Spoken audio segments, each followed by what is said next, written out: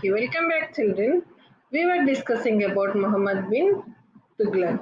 So, after Muhammad bin Tughlaq, Feroz Shah Tughlaq ruled um, Tughlaq dynasty. So, let us see some of the aspects of Tughlaq rule. Sultan. In this, Sultan was very powerful, and to rule, however, he needed the support of the nobles, and it had to keep them in check.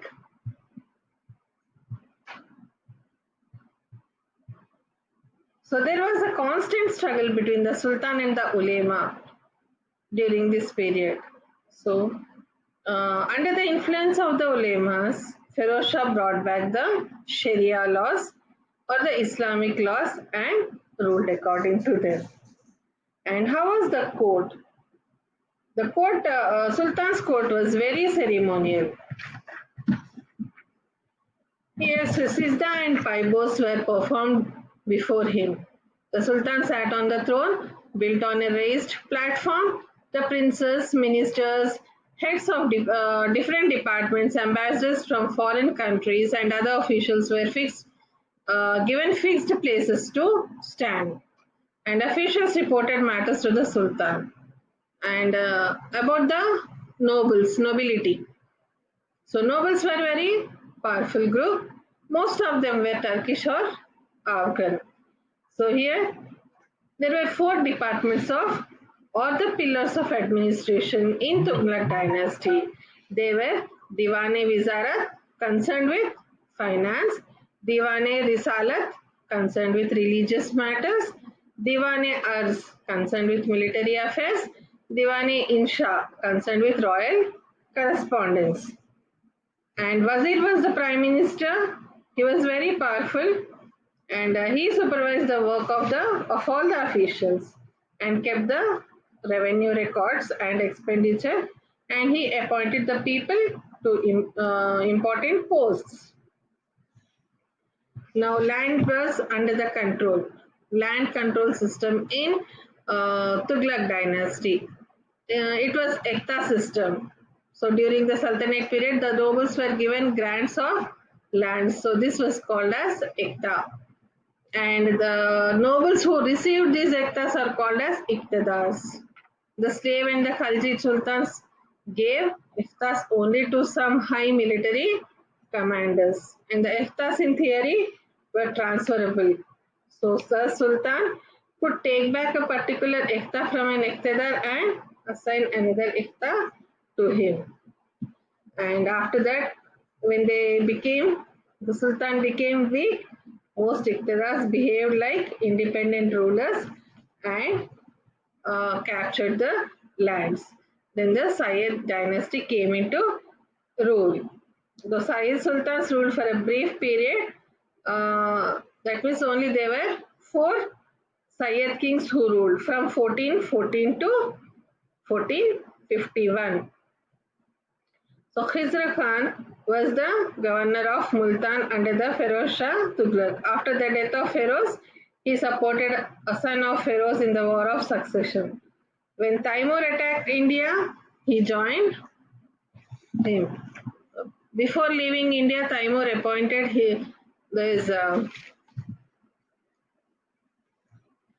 Khizr Khan Sayyid, and he returned to Multan, Lahore.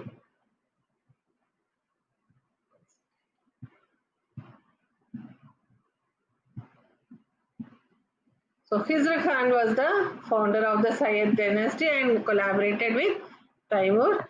And as a reward, he was given the governorship of Lahore, Multan, and Dapalpur. So next, then Khizr Khan conquered Delhi in 1414 and started the rule of Sayyids. Then Mubarak Shah Sayyid was the successor of Khizr Khan, and he was a man of vision and could have revived the old glory of Sultanate. The nobles, however, were against him. Most of the time was spent in controlling them. Next was Muhammad Shah Sayyid. He ruled from 1413 to 34 to 1443. Muhammad Shah was Mubarak Shah's nephew, and the nobles became very powerful during his reign. And the last ruler was Alauddin Alam Shah Sayyid. He ruled from 1443 to 1451. So, in 1451, he lost Delhi to Bahlul Lodi. With this, the brief rule of the Sayyid Sultan came to an end. And next dynasty was Lodi dynasty.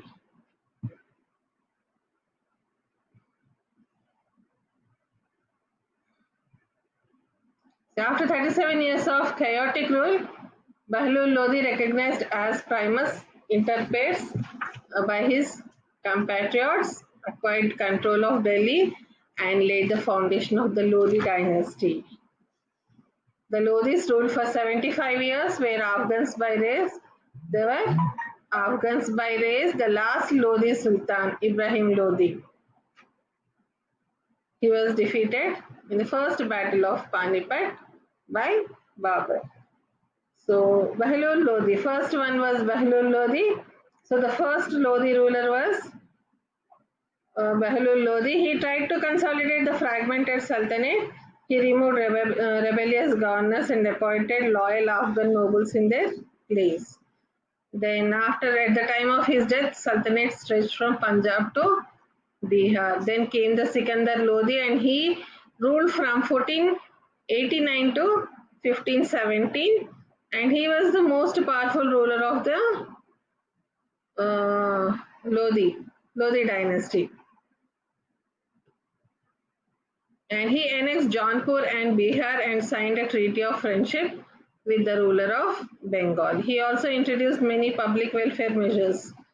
For example, like Alauddin Khilji, he tried to lower the prices of all essential goods. He also gave loans to farmers, and he founded a city of Agra and made his capital. So Agra city was founded by Sikandar Lodi. And Sikandar Lodi's successor was Ibrahim Lodi. He ruled from 1570 to 1526. And the Afghan nobles rebelled against him. He, however, defeated them, and to prevent such revolts in future, he replaced senior nobles and governors who had a lot of power by Ingamen. Then the displaced nobles conspired with Babur, who overthrew Ibrahim Lodi in the first battle of Panipat. So, Ibrahim Lodi was defeated in the first battle of Panipat in 1526 by Babur. Then Babur was the first ruler of Mughal dynasty, and he established Mughal dynasty in 1526, in which we will study in our later class. Thank you, children.